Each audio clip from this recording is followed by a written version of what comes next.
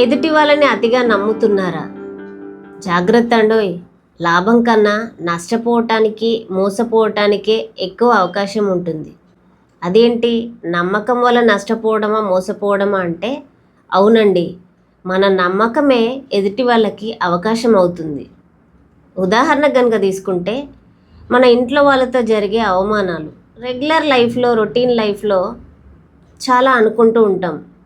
ఈ పలానా వాళ్ళు మనకి చాలా పనికొస్తారు, వాళ్ళతో మన రిలేషన్షిప్ బాగుంది, నేను హ్యాపీగా అన్నీ షేర్ చేసుకోవచ్చు, వాళ్ళని నమ్మి ఏదైనా చేయొచ్చు అని అనుకుంటాం. కానీ అలా నమ్మటం వల్ల వాళ్ళు వాళ్ళకి అనుకూలమైన సందర్భాల్లో మనల్ని అవమానించడానికి అవకాశం ఉంటుంది.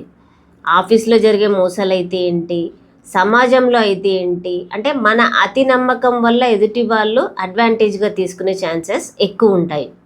కాబట్టి ఎవరిని ఎంతవరకు నమ్మాలి, వారిని మన లైఫ్లో ఎక్కడ ఉంచాలి అనేది మనకు ఖచ్చితంగా తెలిసి ఉండాలి. మన పెద్దలు చెప్తూ ఉంటారు, గాయం చేసిన చేతులే మళ్ళీ గంధం పూయటానికి ముందుకు వస్తాయని. అవునండి, నిజంగానే వస్తారు. కానీ అది నమ్మటానికి మన మనసు సిద్ధంగా ఉండొచ్చు, అనుభవం మాత్రం మనల్ని భయపెడుతుంది. కాబట్టి జీవితంలో ఎదుటి వాళ్ళకి మన లైఫ్లో ఎంత ఇంపార్టెన్స్ ఇవ్వాలి అనేది తెలుసుకొని, వాళ్ళని ఎంతవరకు నమ్మచ్చు అనేది తెలుసుకొని మనం కనుక ప్రవర్తించగలిగితే జీవితం హ్యాపీగా ఉంటుంది. Thank you.